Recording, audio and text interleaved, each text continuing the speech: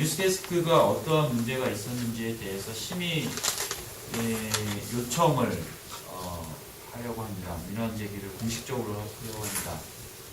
그래서 저희는 중점적으로 구조, 공정성 위반과 11조 재판이 진행 중인 사건에 대해서 문제 제기를 하려고 합니다. 1월 17일 날은 언론 노동자들에게 대단히 뜻깊은 날이었습니다. 2012년 모개사 대투쟁이 정당한 저항으로 인정받는 날이고, 또 그럼으로 해서 앞으로 방송과 언론에 있어서의 언론 노동자들의 가치가 어디에 있는가를 확인시키는 날이었습니다. 대부분의 시민들과 대부분의 노동자들, 그리고 대부분의 지식인들이 환영하고 진일보한 새로운 한 걸음 발전한 새로운 과정을 통해서 환영했습니다만, 그날 저녁 9시 MBC 뉴스에서는 논란이 있는 좀 비꼬는 듯한 뉴스가 나왔습니다. 그것도 어떤 때에서는 자사의 입장을 대변하는 듯한 보도라고 비판했습니다만, 제가 볼 때는 MBC 자사라고 보기도 어렵고요. MBC의 김종국과 김재철의 입장을 강변하기 위한 대단히 왜곡되어 있고, 또 공공적인 전파를 사적 용도로 사용한 사건이라고 봅니다. 방통심의위의 제재 등등 여러 가지 심의에 관해서 논란이 많습니다. 지난 추석 60분 건도 그랬고, CBS 김현정 건도 그렇고요. 매번 이중적인 잣대로 정치심의라고 비판을 받아온 방통심의위가 이 건에 대해서는 어떻게 생각할지 정말로 궁금합니다. 그래서 공개적으로 저희들이 방통심의에 심의를 제소하고요. 그 결과가 방통심의가 진짜로 정치심의 기구임을 확인할 것인지, 아니면 요번엔 안 할 것인지 궁금합니다. 많이 관심 가져주시고요. 고맙습니다. 감사합니다. 조회하시겠지만 저희 두 가지 지점에서 저희가 기자회견을 요청을 했습니다. 첫 번째는 기자회견 뉴스데스크의 상식에 부합하지 못한 그런 보도에 대해서 문제제기를 해야 되겠다는 의식이 있었고요. 두 번째는 11조 재판이 계속 중인 사건에 대해서 중징계를 내려야 된다. 재판에 계속 중인 사건, 이 사건을 어떻게 적용할 것인지에 대해서 방심위에 질문을 하게 되는 것입니다. 근데 기본적인 입장은 저희는 그렇습니다. 11조는 반드시 삭제해야 된다는 게 저희 입장입니다. 그리고 삭제하지 않은 상황에서 지금 계속적인 요청이 있었고, 삭제하지 않은 상황에서 과연 그러면 11조에 대해서 방심위가 어떻게 적용할 것인지 한번 지켜볼 것이다. 이런 의미가 담겨 있습니다. 그렇다고 저희가 11조에 대해서 인정하거나 그러지는 않습니다. 다만 이 사건에 대해서 공개적으로 문제 제기를 하면서 11조에 대해서는 과연 어떤 상황에서 어떻게 심의를 진행할 것인지에 대해서 지켜볼 예정입니다.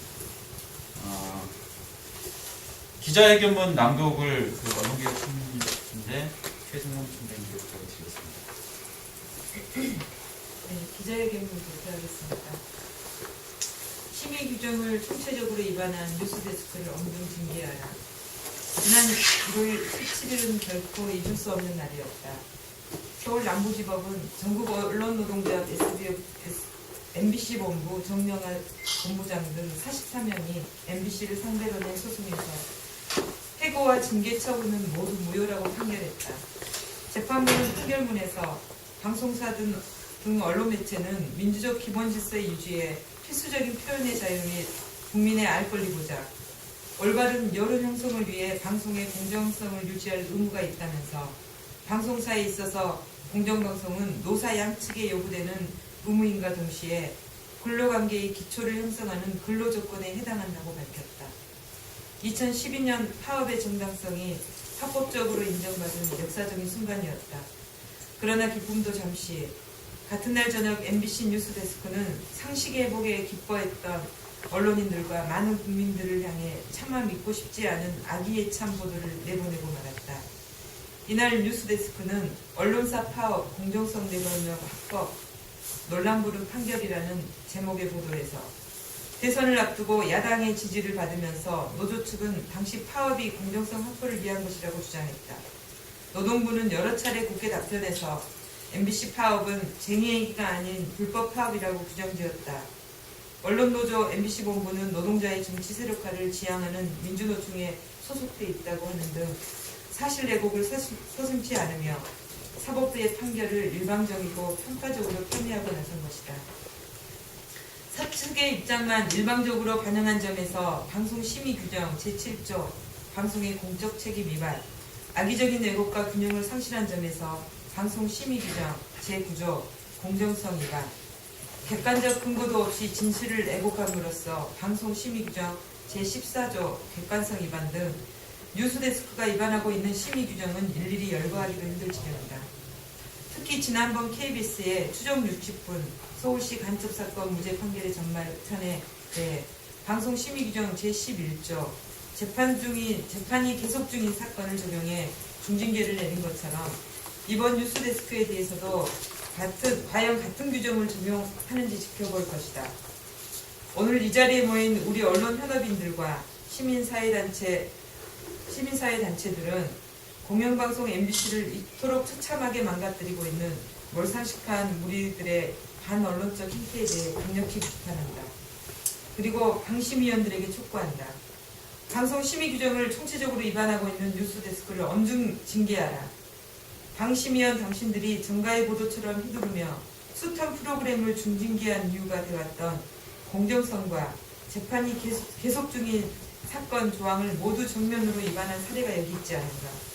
오늘 우리가 이 사건을 공개적으로 제기하는 MBC 뉴스데스크 심의를 잘 부탁드립니다.